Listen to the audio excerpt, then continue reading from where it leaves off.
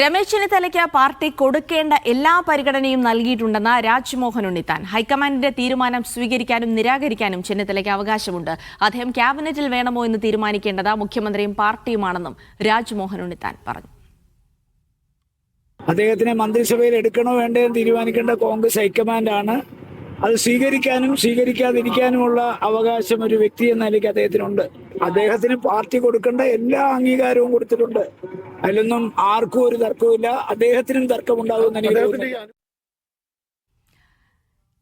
മുഹമ്മദ് റഫീഖ് വിവരങ്ങൾ നൽകും. റഫീഖ്, അതായത് ചെന്നിത്തല മന്ത്രിസഭയിൽ ഉണ്ടാകുമോ എന്നുള്ള കാര്യത്തിലാണ് നേതാക്കന്മാർ അഭിപ്രായം രേഖപ്പെടുത്തുന്നത്. അതിനപ്പുറത്തേക്ക് ചെന്നിത്തല എത്രത്തോളം ഇക്കാര്യത്തിൽ ഒരു താല്പര്യം അറിയിക്കുന്നുണ്ട്, അല്ലെങ്കിൽ ഇന്നലെ മുതൽ അദ്ദേഹം വലിയ അതൃപ്തിയിലായിരുന്നു. അപ്പോൾ ഇന്നിപ്പോൾ ഗുരുവായൂരിലെത്തിയപ്പോഴാണ് അദ്ദേഹം വി.ഡി. സതീശന് ആശംസ അർപ്പിച്ചുകൊണ്ട് സംസാരിച്ചത്. അപ്പോൾ ചർച്ചകൾ ഇങ്ങനെ തുടരുമ്പോൾ രമേശ് ചെന്നിത്തല അദ്ദേഹം ഈ നേതൃത്വത്തിന്റെ തീരുമാനം അംഗീകരിക്കുന്നു എന്ന് പറയുന്നുണ്ടെങ്കിലും അദ്ദേഹം അതൃപ്തി മറികടന്നിട്ടുണ്ടോ, മന്ത്രിസഭയിലേക്ക് എത്തുമോ എന്നുള്ള ചോദ്യങ്ങൾ കൂടിയുണ്ട്. അതിൽ അദ്ദേഹത്തിന്റെ നിലപാട് കൂടി പ്രധാനമാകുമെന്ന് പ്രതീക്ഷിക്കുകയാണ്. എന്തൊക്കെ നിലവിൽ നടന്നുകൊണ്ടിരിക്കുന്നു, ചെന്നിത്തലയുമായി ബന്ധപ്പെട്ട വൃത്തങ്ങൾ ഇതുമായി ബന്ധപ്പെട്ട് എങ്ങനെ പ്രതികരിക്കുന്നു റഫീഖ്?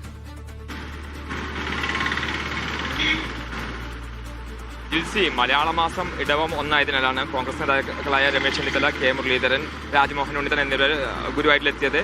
ചെന്നിത്തല ഇന്നലെ വലിയ അതിർത്തിയോടെയാണ് തിരുവനന്തപുരത്ത് നിന്ന് ഗുരുവായൂരിലേക്ക് തിരുവനന്തപുരത്ത് വെച്ചും ഗുരുവായൂരിൽ എത്തിയ ശേഷം അദ്ദേഹം മാധ്യമങ്ങളോട് പ്രതികരിച്ചില്ല. എന്നാൽ ഇന്ന് പുലർച്ചെ ദർശനത്തിന് എത്തിയപ്പോൾ അദ്ദേഹം മാധ്യമങ്ങളെ കാണുകയായിരുന്നു. ആ സമയത്താണ് വി.ഡി. സതീശനെ ആശംസകൾ അറിയിച്ചത്. അതേസമയം ചെന്നിത്തല മന്ത്രിസഭയിലേക്ക് എത്തുമോ ഇല്ലയോ എന്നുള്ളത് സംബന്ധിച്ചുള്ള ചോദ്യത്തിന് ഇന്നലെ വരെയും എത്തില്ലായിരുന്നു എന്നുള്ളതാണ്. പക്ഷേ ഇന്ന് ചെന്നിത്തലയുടെ പ്രതിനിധിയിൽ നിന്ന് നമുക്ക് മനസ്സിലാക്കുന്നത് മുഖ്യമന്ത്രിയാണ് അത് തീരുമാനിക്കുന്നത്. മുഖ്യമന്ത്രി തീരുമാനിച്ചാൽ ഞാൻ മന്ത്രിസഭയിലേക്ക് ഉണ്ടാകും എന്നുള്ളൊരു സൂചനയാണ് ചെന്നിത്തല നൽകുന്നത്. ചെന്നിത്തല മന്ത്രിസഭയിൽ വേണമെന്നുള്ള ആഗ്രഹം കെ മുരളീധരൻ അടക്കമുള്ളവർ പ്രകടിപ്പിച്ചിട്ടുണ്ട്. ഹൈക്കമാൻഡും ഇതേ ആഗ്രഹമുണ്ട്. കാരണം കേരളത്തിൽ വലിയ പ്രശ്നങ്ങളില്ലാതെ മന്ത്രിസഭ മുന്നോട്ട് പോകണം. അത്തരമൊരു സാഹചര്യത്തിൽ ചെന്നിത്തല മന്ത്രിസഭയിൽ ഉണ്ടാവണം എന്നുള്ള ഹൈക്കമാൻഡിനും കോൺഗ്രസ് നേതൃത്വത്തിനും ആഗ്രഹമുണ്ട്. വി.ഡി. സതീശനും കഴിഞ്ഞ ദിവസം ഇക്കാര്യം വ്യക്തമാക്കിയിട്ടുണ്ട്. അത് ചെന്നിത്തലയുമായി സംസാരിക്കുമെന്നും അദ്ദേഹവുമായിട്ടുള്ള പ്രശ്നങ്ങൾ എന്തെങ്കിലും പരിഹരിക്കുമെന്നും മുഖ്യമന്ത്രി വി.ഡി. സതീശനും വ്യക്തമാക്കിയിട്ടുണ്ട്. അതേസമയം ചെന്നിത്തല മന്ത്രിസഭയിൽ നിന്ന് മാറി നിൽക്കാനുള്ള സാധ്യത ചൂണ്ടിക്കാട്ടപ്പെടുന്ന തന്നെക്കാൾ വളരെ ജൂനിയറാണ് വി.ഡി. സതീശൻ എന്നും അദ്ദേഹത്തെ മുഖ്യമന്ത്രിയാക്കാൻ പാടില്ലെന്നും ചെന്നിത്തല നേരത്തെ വ്യക്തമാക്കിയിരുന്നു. അത്തരം ഒരു സാഹചര്യത്തിൽ വളരെ ജൂനിയറായിട്ടുള്ള ഒരാളുടെ കീഴിൽ മന്ത്രിയായിട്ട് ഇരിക്കുക എന്നുള്ള വലിയ പ്രയാസം ചെന്നിത്തലക്ക് ഉണ്ടാവും.